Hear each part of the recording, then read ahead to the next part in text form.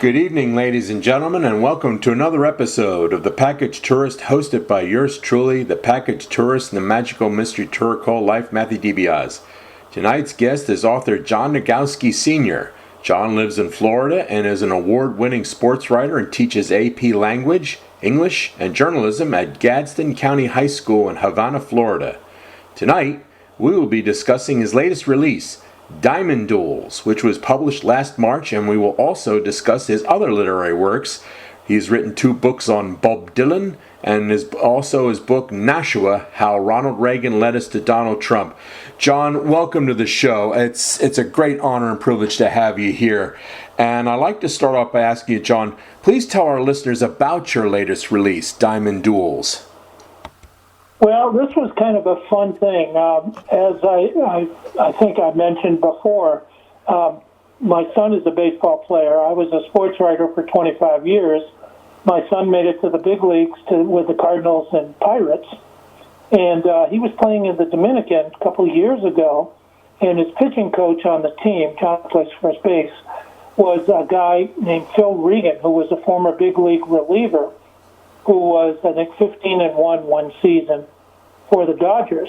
And he'd come in and throw one inning, Sandy Koufax or Don Drysdale had thrown 7 or 8 innings of shutout ball or maybe gave up 1 run or whatever. And the Dodgers would get a run or 2 once Reagan was on the mound. So Sandy called him the Vulture. So John and he were going to go play golf, and I thought, well, let me look some stuff up for John about Reagan's career, give him stuff to look up, and chat about. And I found a site called StatHead. So once I started poking around the site called StatHead, I saw that Stan Musial faced Warren Spahn 356 lifetime at-bats. Wow. Which shocked me. I mean, that's almost enough at-bats for a whole season against just one pitcher. And then, I kept poking around, and I saw Whitey Ford, the great Yankee pitcher, had 73 starts against the Chicago White Sox, but only 42 against the arch-rival Boston Red Sox, which seemed odd to me.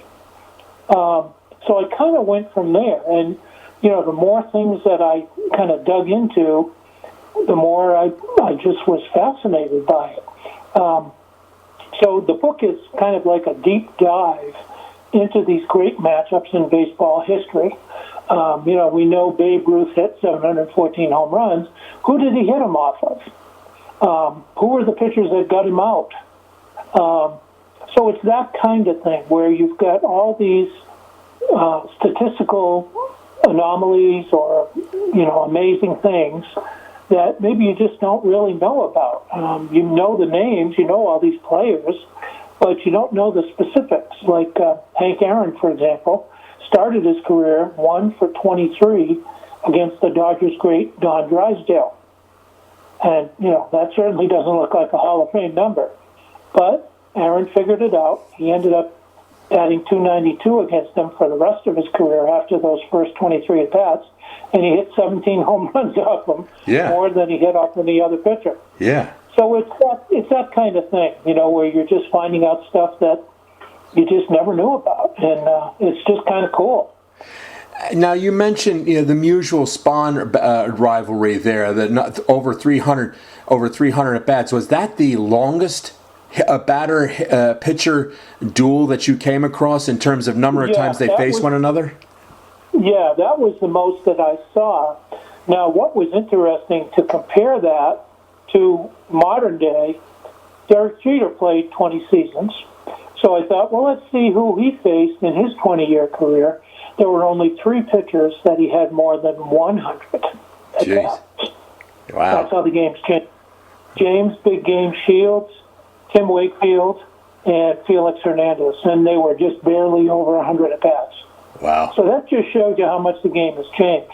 Back in the Musial's day, you'd see the pitcher, 3 at-bats, 4 at-bats, maybe even 5. Nowadays, maybe twice. Yeah. And then there's a reliever, then there's a reliever, then there's a reliever. So it just makes it that much more challenging, really. Of all the batter-pitcher duels you discussed, which was the one that surprised you the most? That's a good one. I guess that probably was one of them.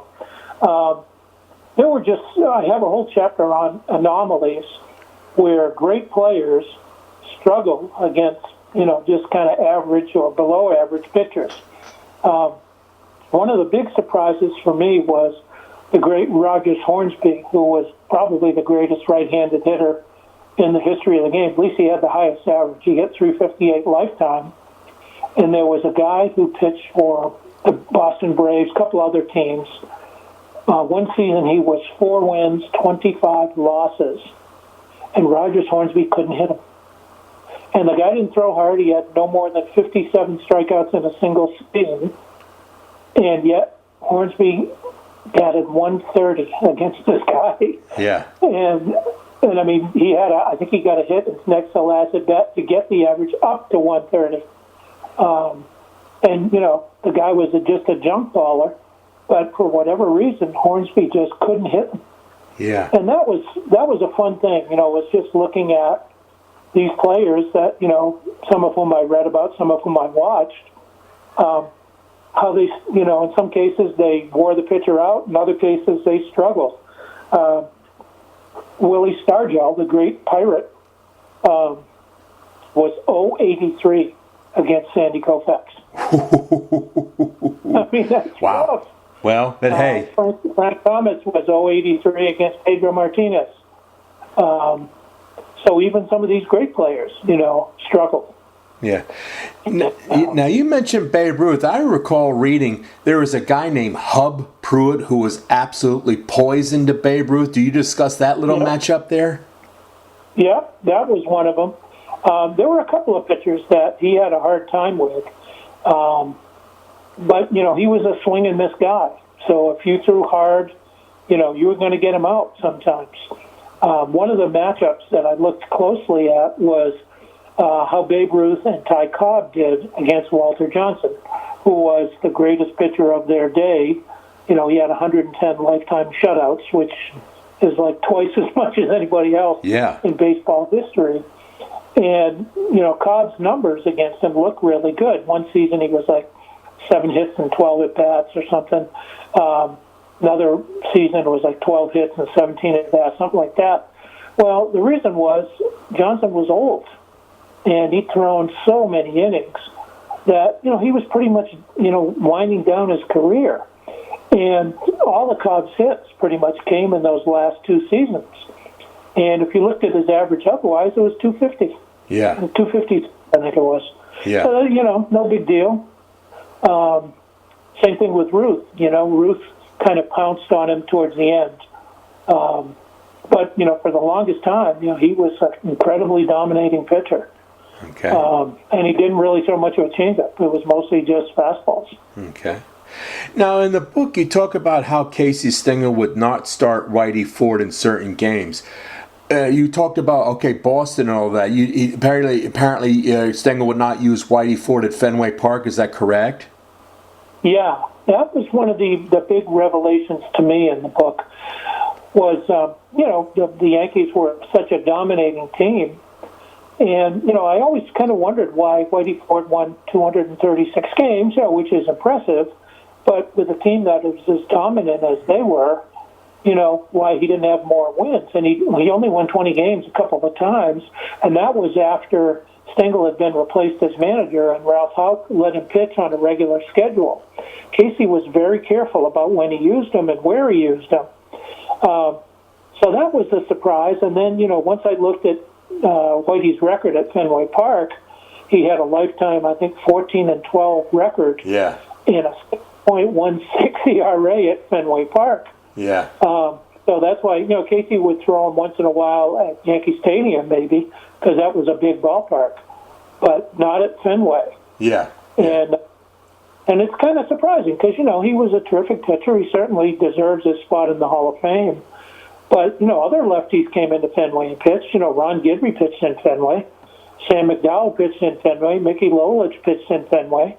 There were plenty of lefties that came in to pitch there. Yeah. So, was just kind of a surprise. Yeah, talking about pitcher lineups, Whitey Ford used to complain that in All-Star games, he said Willie Mays hit me like he owned me. He did. Yeah. Yep, that's right. He did. And yeah, Willie Mays was he was an interesting character. He was my favorite player in the National League. My favorite player, of course, was Carl Yastrzemski. Growing up in New Hampshire, being Polish too, you had to root for Gaz. Yeah. But I love watching Willie Mays play. He was phenomenal. And Mays holds the record for most home runs in extra inning games. Wow. Yeah. It's like Stan Musial. He had the most home runs in All-Star game competition, 6. Was it 5 or 6? Yep. Yeah. Yep, that's right. Okay, let's change the subject now. Now, you've written 2 books on Bob Dylan, and we are approaching his 84th birthday. What led you to explore Bob Dylan's life and legendary career? It's actually 3 books, believe it or not. Oh, okay. I did one, gosh, it must have been, I don't even know when, 1990 something or whatever. I just was interested in his music, and the music press I didn't think really understood his music the way that I felt I did. So I wrote a letter to a company in North Carolina called McFarland, and I said I'd like to pick 10 Dylan songs that I think are representative of his career, and I'd like to do a book about them. And they wrote back right away. That's the first book proposal I'd ever sent out. And they wrote back, well, we like that idea, but how about a comprehensive book on everything he's done? His books, he'd done a movie or 2, some of the bootleg albums, how about that? So I said, okay. So I did that. And then when he won the Grammy for Best Album for Time Out of Mind, I updated the book. And then when he got the Nobel Prize, I updated the book again. Wow. So the 3rd edition has, includes all the editions. And it's pretty much everything he's done. His movies, there's a long piece on the Musicaire speech that he gave a few years ago. That was so funny, where he kind of fought back at his critics a little bit. There's some things on his bootleg albums.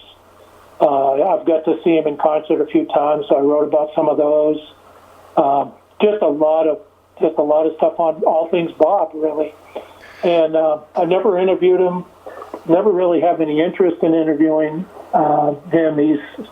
He's pretty coy about interviews, as I'm sure you know. Yeah. And I think he's kind of said everything he could say to me through his music. And he just continues to be a fascinating guy. I've been writing a Substack since May of last year. And every so often I'll, do a post on Bob Dylan. I did a couple on the recent movie, A Complete Unknown, which I really enjoyed. And every time I'll get 1,000 views, sometimes as many as 2,000 views. So he's got a lot of fans out there. You're right. He's almost 84. He's still touring, much to everybody's shock.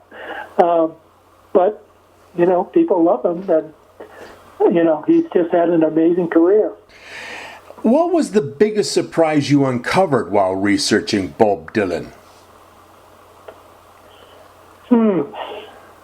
Well, certainly one of them would have to be that he got his first #1 with the song Murder Most Foul, which came out in the middle of COVID. And he was 79 years old. He'd never had a #1 hit. And it's a 17-minute song. It's kind of like a meditation on the death of John F. Kennedy and, kind of the aftermath, really. And to see it go to #1, I mean, that was a pretty big surprise. Wow. Yeah. That was one. I guess another one would be I finally got, the big concert that everybody had wanted to hear, and they'd read about it, was when he was called Judas. Back in 1966, when he was touring with the group called the Hawks. They later became the band. Yeah. And people were really upset that he'd gone to electric music. Well, finally, they released that album. Yeah. And then shortly after, they released all 36 CDs of the shows from that tour that were recorded. Yeah. So you can hear just the violence on stage and people yelling at him, and he's talking back to him, and I mean, it is just wild stuff.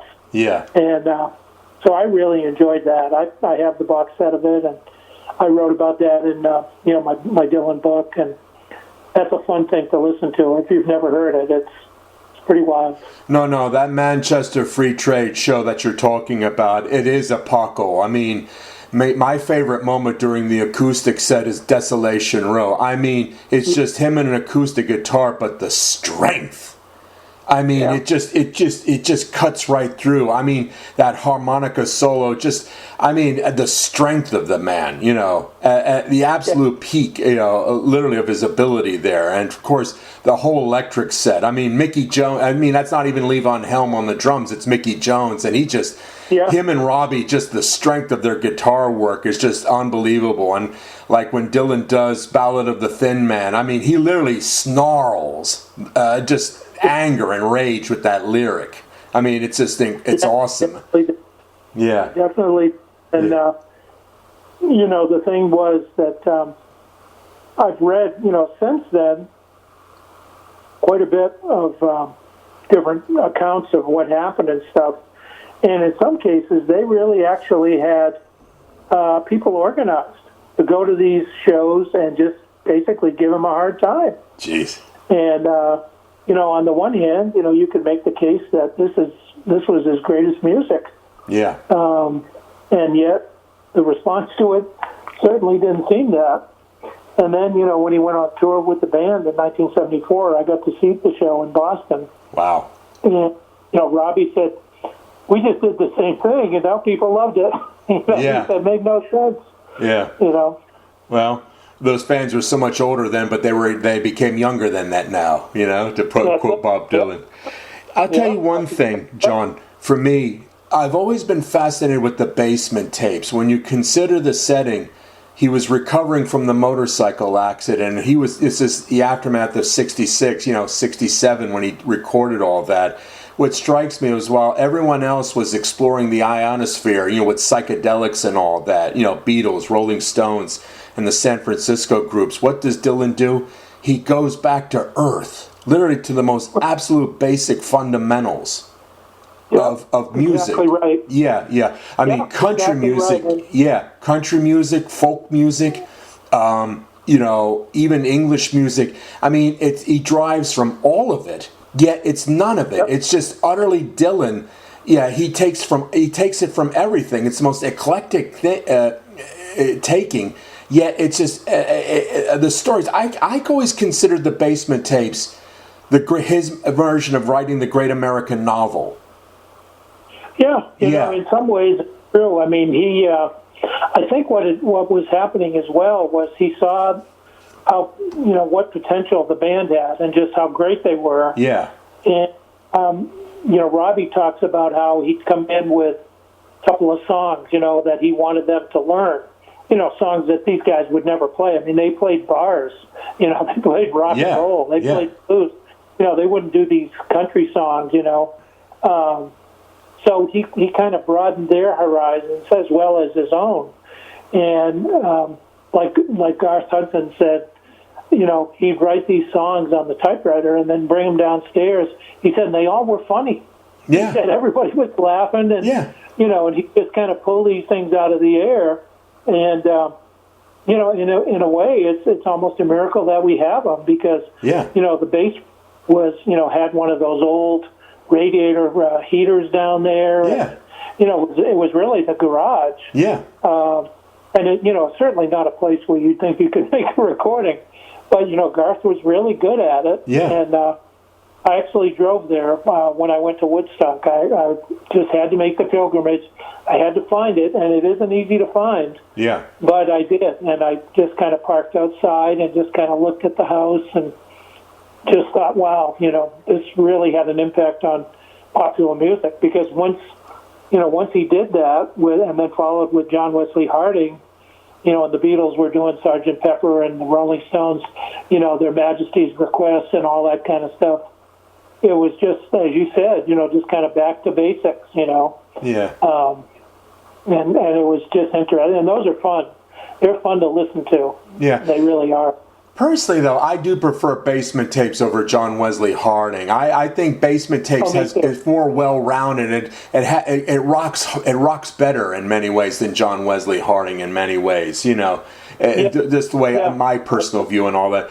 I always thought in that song "Tiny Montgomery," I always thought he was sending a little message out to the San Francisco people. You know, tell everybody out in old Frisco, tell them. But it's like, you think you know where it's at. No, I'm telling you this is where it's really at, because in many ways, that was more in tune to the roots of American music than perhaps with the San Francisco psychedelic sound when you think about it. Because he was going to roots. In other words, you think you know where it's at. No, I'm telling you this is where it really is. And he was right in many ways, you know. I mean, you think of the character. Where he really created a character. And, you know, it's funny that you mentioned that song. I did as I mentioned, I think I have a Substack post. Yeah. And several years ago, I wrote sort of an imaginary story about what would happen if Johnny Cash talked Bob into playing at Woodstock. Ooh. Like the show that nobody saw. Like they built a little cabin, you know, on the outskirts of it, and he got the band to come, and Johnny Cash played with the band and Bob, and the song that Johnny Cash was so enamored with was Tiny Montgomery. Yeah. And I could hear Johnny Cash doing that song. You know, that'd be really cool. Yeah. So that was kind of a fun thing to write. You know, kind of crazy. I put it on my Substack a while back. Don't laugh. I remember seeing in a mid-1970s People magazine story profile on Dylan. He was asked about Woodstock, but he panned it. He said, no, I'm glad I wasn't a part of it. He said they basically took advantage of those kids. He was rather sharp-tongued about it. So, and of course, couple weeks after that, he did Isle of Wight anyway. So, you know, I don't know if there's ever a question of him doing Woodstock and all that, you know, based on what I know. I mean, was it the same with you? Yeah, I think he was just so besieged by so many people, you know, after that motorcycle accident. You know, he was quiet, and, you know, he'd been releasing at least one album a year, sometimes two, and then all of a sudden there was the Great Silence, you know, and Columbia put out the Greatest Hits package, and he didn't necessarily disagree with the selection of songs. He just disagreed with the order that they put them in. You know, he said, got a comment out about that. Yeah. But he was just so fed up with the fans, you know, coming to his house, and, you know, one even came in his bed and stuff. So he was just, he wanted like no part of that. And then as we heard at the Isle of Wight, I mean, he didn't sound anything like the Bob Dylan we'd heard on Highway 61 or Blonde on Blonde. Yeah. You know, he just sounded very, very different. Yeah. And I don't know how that would have gone over at Woodstock, you know. Yeah, I know, but just I always love. I mean, talk about the characters: Quinn the Eskimo, Mrs. Henry, Tiny Montgomery, Ferdinand the Imposter, and all that. Just I love that song, "Clothesline Saga," because it reminded me of summers I spent in my grandmother's place in Alta Vista. The utter sleepy somnambulance of it. It was just like, literally, it was like Clothesline Saga. Exactly the same thing. You know, the guy, where downtown, where, ooh, gee, that's just too bad, because that was what it was in my grandpa's down in Alta Vista there. That same type of gossip, sleepy gossipiness and all of that. It was beautiful. You know, that is, I don't know if you know this, maybe you've read this already, but that was actually an Answer song.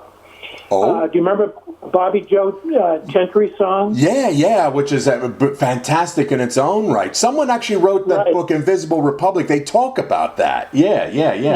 He called it, on the tape, it said Answer to Ode. You know, her song was Ode to Billy Joe. Yeah. So Dylan was kind of like, all right, well, here's my version, you know. And that's hilarious. I had a great friend of mine who we used to call each other on January the 30th. Yeah. You know, it was January the 30th, and everybody was doing fine. Yeah. And so we would call each other every January 30th and share that, you know, and laugh. Yeah. Oh, I wanted to ask you, the motorcycle accident. There's a lot of mystery behind it. What happened, John? What happened to him? Yeah, that's a good question. There's enough people that have talked about it that I definitely think that something happened. Whether it was as serious as they made it sound, who knows? I do know that, judging from the film that I've seen, like Eat the Document and, some of the footage from that British tour, I mean, he was seriously doing a lot of drugs. Yeah. I mean, Eat the Document opens with him snorting what's probably speed off the piano at the start of it. Yeah. So I think a lot of it was he was drying out. And and he stayed with a doctor. He didn't even stay at his house. He stayed with some doctor named Thaler, I believe. And then, he kind of got the itch, so they started recording with the band at the house. Those were the early ones called the Red Room. And then I guess it was just too much noise or too much craziness or whatever. So then they moved it to Big Pink, and that's where they did the rest of them. Yeah. So I don't know. I think there might have been an accident. I don't know how seriously he was hurt, but it definitely was a cooling off period for him, I think, Yeah, I think he almost welcomed it in a way. I mean, it allowed him to withdraw from the madness and just, again, get back to earth, get back to the garden, to paraphrase Joni Mitchell and all of that, Yeah, exactly. They mentioned that in the movie I'm Not There. Yeah. There's a scene where Albert Grossman, lays out the tour that he was supposed to be doing, just in a few weeks, I think. And, he was definitely burning the candle at both ends. Yeah. So, it's probably good for everyone that, that happened. Yeah. So it made him stop and, say, wait a minute here, Okay. Let's move on now. Let's talk about your book, Nashua, How Ronald Reagan Led Us to Donald Trump, which of course, ladies and gentlemen, was released last year. Please tell our listeners, what exactly did Reagan do that made Donald Trump possible? Please explain that to our listeners. Well, that's a great question. The book, Nashua, is about my very first job working at the Nashua Telegraph, and this is in 1980. Mm-hmm. And if you remember, Jimmy Carter was in a tough spot. Yep. We had the hostage crisis. We had the gas crisis. The country was just sort of in a foul mood, really. Yep. And Reagan had already run for the presidency twice and failed. Yep. And around Thanksgiving in '79, he decided, okay, I'll give it one more try. But his manager, a guy named John Sears, was reluctant to let him go to the usual Iowa caucus, which kind of kicks off everything. He didn't want him to go because he was afraid he'd say something dumb, which, he was prone to do a few times. So George Bush went. He was the head of the CIA at the time. George Bush went, and he cleaned up. Yep. So New Hampshire was the first primary. So when George Bush came into New Hampshire, he had a 20-point lead in some polls. Yep. So Reagan's people were freaked out, because they thought, and plus he was 69 years old. We'd never had anybody run for president that old. Yeah. It seems like nothing now, but, back then that was a huge deal. So what ended up happening was Reagan's manager panicked, and he thought, we got to do something with this Bush guy. How about if we get a one-on-one debate between the two of them? And, there were 7 other candidates. They called them the 7 dwarfs at the time, Howard Baker and a few other guys. So anyway, he pitched it to every newspaper in the state, and they all said, no, we got to have all the candidates. We can't cherry pick, except mine, the Nashua Telegraph, which was down at the bottom of the state, kind of a ignored paper, not well thought of, really. Yeah. But they kind of, they like the idea. They think in national headlines here. Plus, Reagan's manager, the last time he ran, was a former governor of the state, a guy named Hugh Gregg. And Hugh Gregg had jumped ship. Now he was backing George Bush, and he lived in Nashua.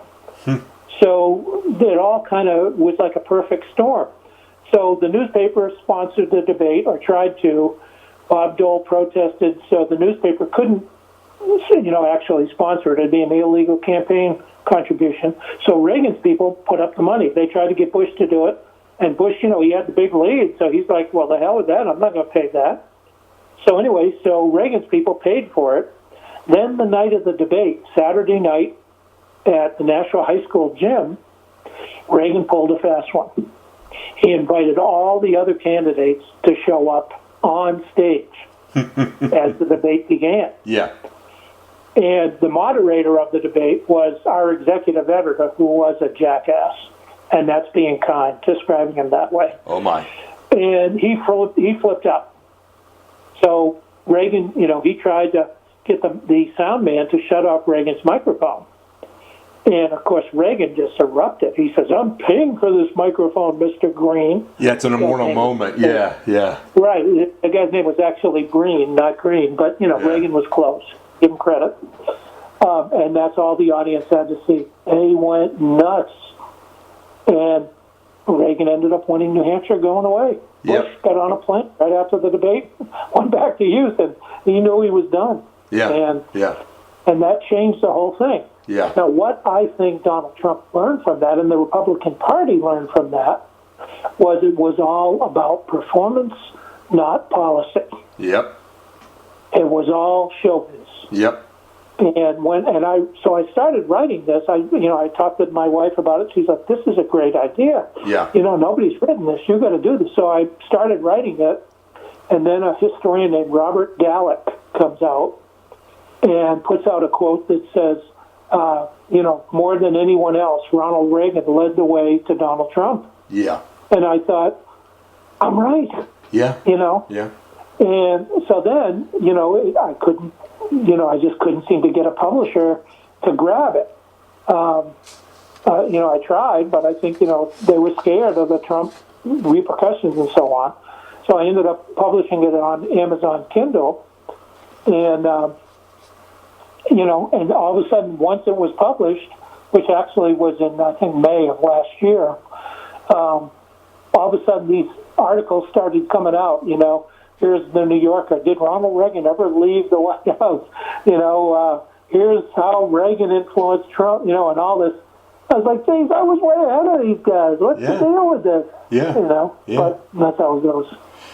What I found interesting, I know, because I grew up during the Reagan presidency. I was 17 when he was elected president and all that.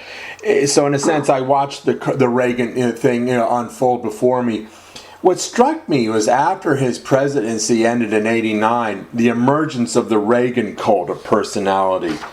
And today, that Reagan cult of personality has been completely consumed by the Trump cult of personality, and the Trump cult goes way beyond anything that the Reagan cult ever reached. John, what do you make of this phenomenon, and how dangerous is this for all American citizens? I think it's terribly dangerous.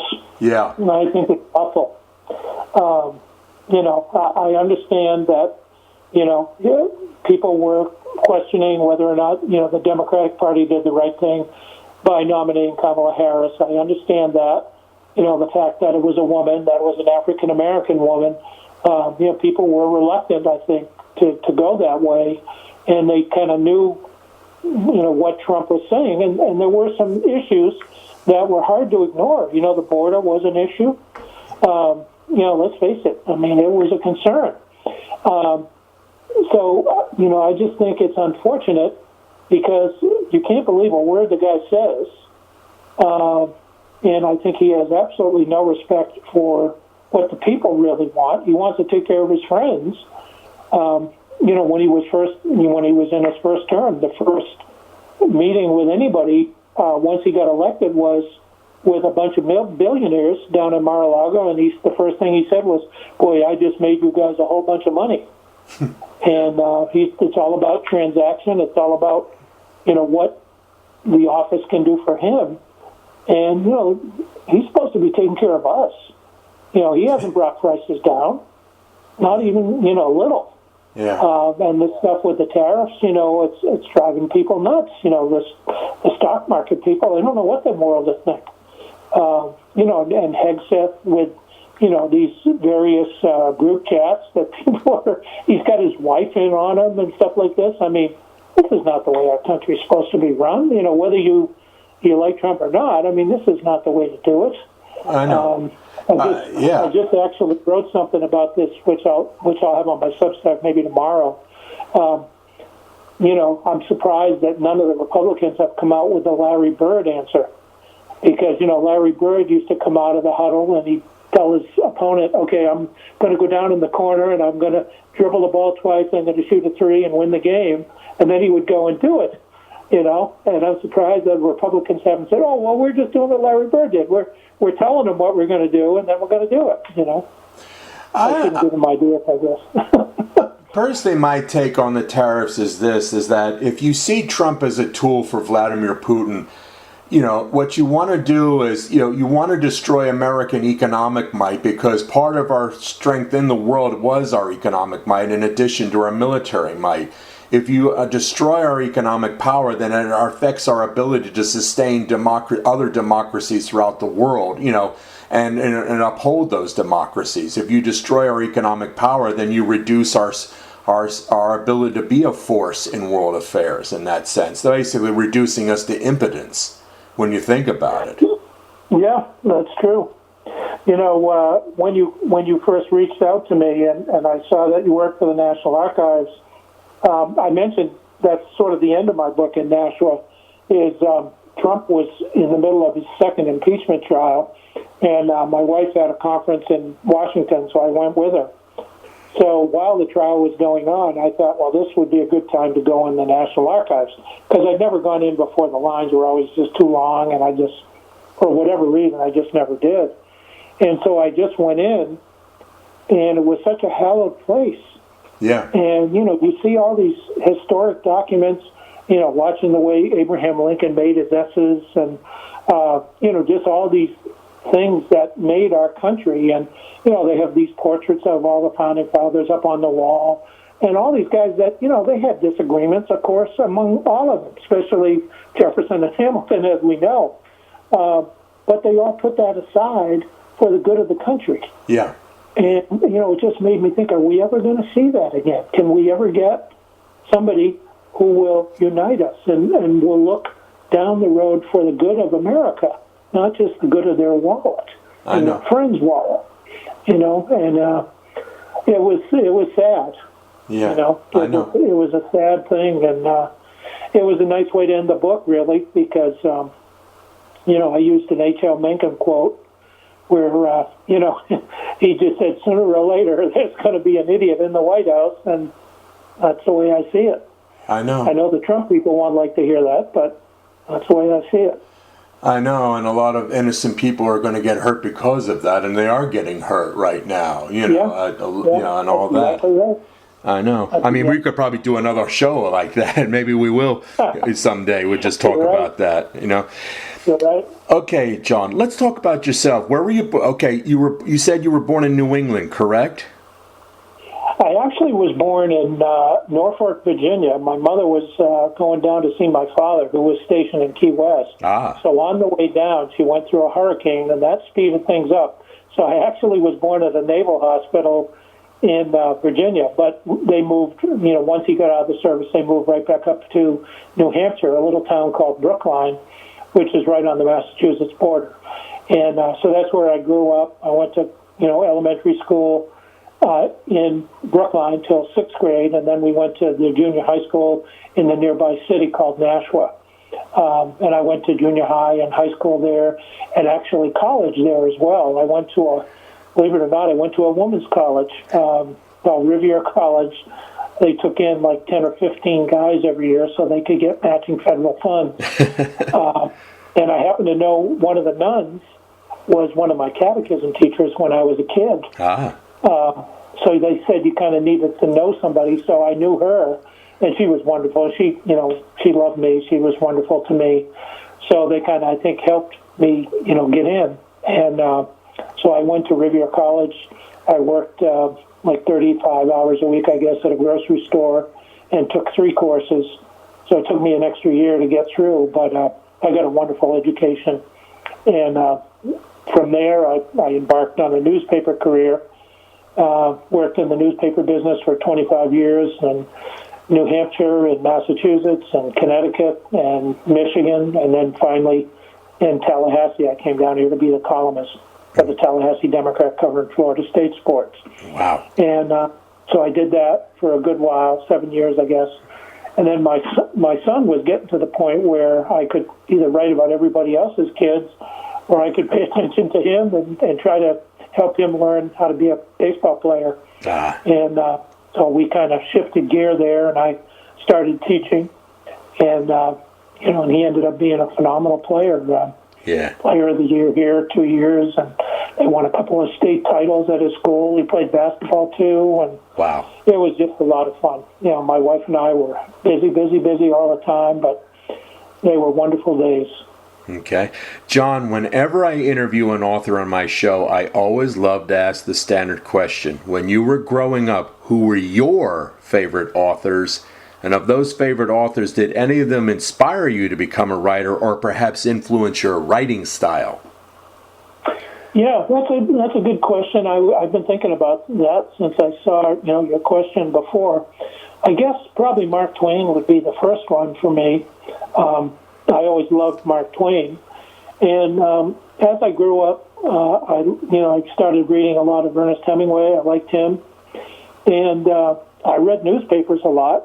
So I used to read the Boston Globe with Peter Gammons and Bob Ryan and Will McDonough and all those guys, Leigh Montville. Yeah. They were wonderful writers.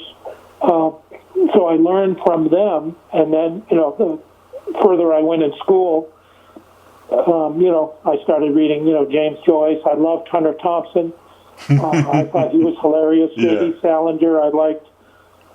And so I think, I've had a good mix of fiction and nonfiction, because I worked in newspapers for so long. Okay. Roger Angel, who wrote for The New Yorker, one boxing writer that I absolutely love. I've probably read his book maybe more than just any other nonfiction book, is a guy named A.J. Liebling, who wrote for The New Yorker about boxing. Yeah. And he was just an elegant writer, funny, erudite. I mean, just a guy who was, that's the last thing you expect you're going to read in The New Yorker is a boxing story. But he was terrific. Yeah. And, of course, I love music, too. I listen to Bob Dylan a lot. I've got an extensive music collection, and, Bruce Springsteen and the band and, Roxy Music, The Replacements, Bruce Springsteen, Pete Townsend and The Who. I love all those guys. Yeah. And grew up listening to them. And I think you can, as a writer, you can learn from them as well. Yeah. John, please tell our listeners, where can readers find your books? They should be, they're all available on Amazon, for one thing. Diamond Duels should be available in pretty much any bookstore. The distribution of this one was really pretty good. One book we didn't mention was Last Time Out, which was the first baseball book I did. And what inspired that was I got a chance to meet John Updike at Florida State years ago. Yeah. And he wrote a wonderful piece about Ted Williams' final game. Yes. Ted with a home run. Yes. So after interviewing Updike on the way home, I started thinking, gee, I wonder I remember Babe Ruth had a 3-home-run game, but I didn't know if it was his last game. And I thought, that might be an interesting topic for a book. Yeah. And by chance, I had just been to the Baseball Hall of Fame like a couple of weeks earlier, and I met a guy there named Bill Guilfoyle, who used to be the PR guy for the Pittsburgh Pirates. So I called him. I said, Bill, this is John Nogowski.